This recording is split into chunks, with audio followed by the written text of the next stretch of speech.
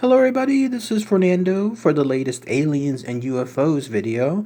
Alright, let's go ahead and let's do another entry here. This one yet again based on one of your newer suggestions. This one having to do with a unique, fascinating case that even though it has only one single instance associated with it and one witness tied to it as well, to this day it still remains a very popular occurrence. In fact, a lot of alien hunters, a lot of alien experts, UFO hunters and so forth, a lot of them still try to find as much information as possible with this instance. And when I was reading the information, it is very intriguing, especially the way that this humanoid-like encounter occurred. And then as far as what the witness had in terms of his experience, it is all very, very unique. So let's go ahead and let's share that information here. In this case, it has to do with the 1973 Vilvoorde Humanoid Encounter. So let's go ahead and let's talk about that here, and then that way you'll get to see all the fascinating info tied to this encounter. So what was this 1973 Vilvoorde Humanoid Encounter?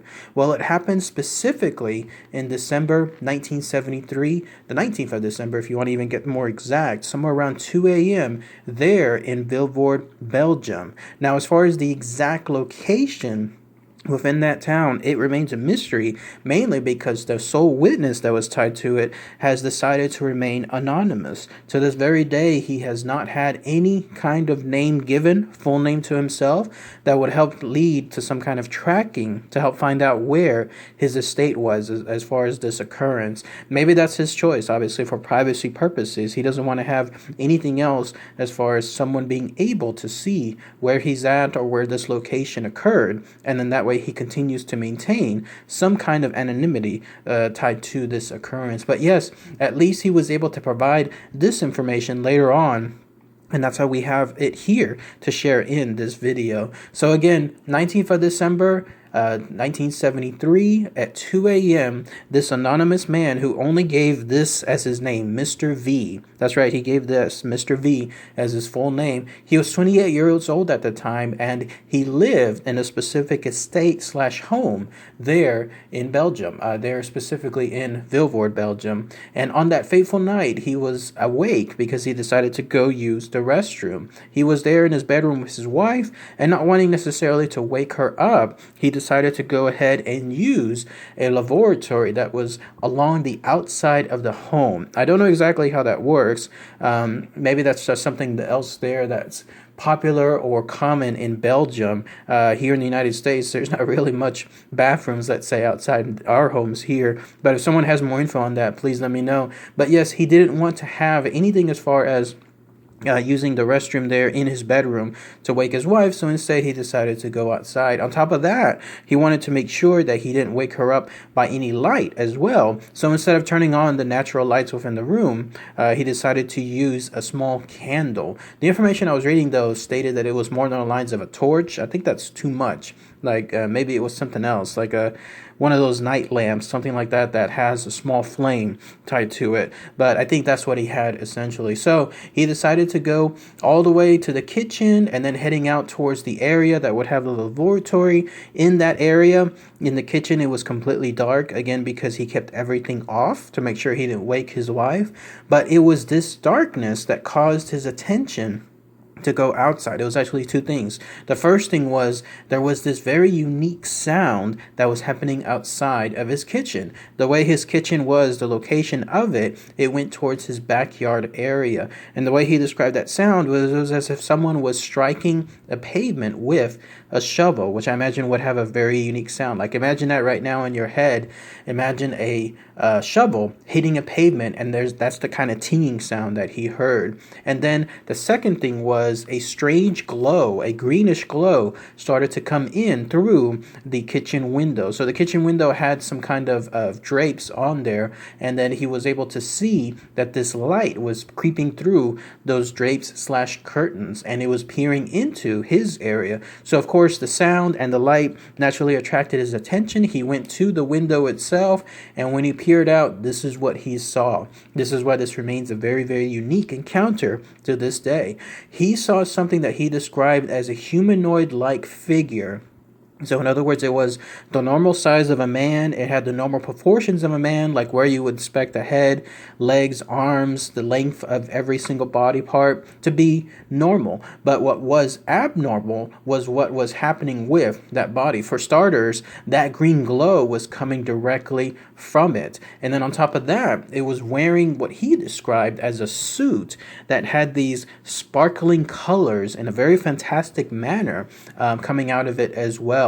Whatever this suit was, he described it as being rounded. It had, like a rounded slash helmet tied to it. There was this rectangular block that was on the back of its back, mainly like a backpack of sorts. Everything else, as far as that too, also had the same sparkling light clothing that the rest of the body had. And then also connected to its hand was something that he could describe as like a vacuum cleaner. Like it had the extension, the long handle that a vacuum cleaner has, and then at the bottom was a squarish box. Every single component of this humanoid had that same sparkling suit. So there it was, sparkling away in multiple colors, and the way he described it, no part of it could be seen as far as having seams, zippers, anything like that. It's almost as if this thing was either grown or molded around the body itself. So imagine something really, really skin tight,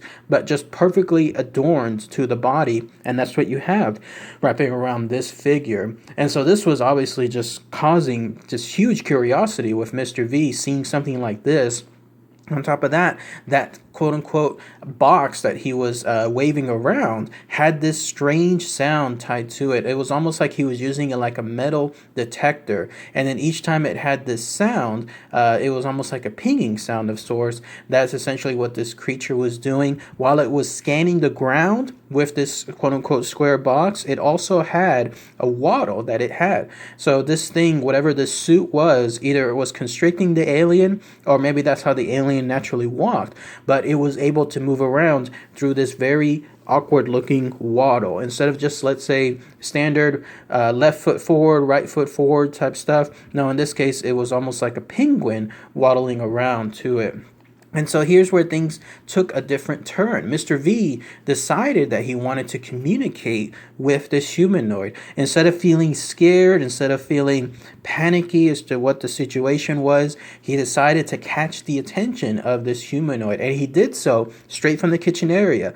Wisely, he was able to reach over to the kitchen light, and then he turned it on with 2 quick bursts. So on, off, on, off. And then when that happened, of course, the light from the kitchen hit the area where the humanoid was, and it quickly turned around. And the way he described it was it turned around in a 180-degree turn. So instead of, let's say, turning its head, followed by its neck and shoulders and the rest of its body, its entire body turned in unison. Again, he thinks it was either tied to the suit, the way it immobilized the suit, or once again, maybe this was actually how the humanoid moves. And then there it was staring straight at Mr. V, and Mr. V was staring straight at it. And now he got to see what was inside the helmet. And this is where it gets even more unique. So this thing, whatever it was, had no mouth. It had no nose. However, it did have these large set of bright yellow glowing eyes. And then also there was this greenish rim that was right around the edge of those eyes. And then it had these pointed ears too. I don't know if the ears were coming out of the helmet or if the helmet was transparent. I didn't get much details as far as that. But at least he was able to discern that those ears were there too. And then another almost freakish thing that this thing did was when it blinked, rather than, let's say, the standard eyelids that you would imagine of any creature here on Earth blinking, here this thing was, when it blinked, the entire face became a quick, quote-unquote, cavernous blackness, and then it became a regular face again. So imagine almost like the entire face blinking with a quick set of darkness, and then that's essentially what the blink was. And then at that moment, that's when Mr. V said this humanoid creature raised its hand, gave a V sign. I don't know if this V sign consisted of, let's say, the standard peace sign like you and I would see, or if it consisted, as jokingly as it sounds, more along the lines of a Spock sign like the Vulcan salute. when it comes to a V. I don't have those details, so if someone wants to let me know on that too, please post it in the comments.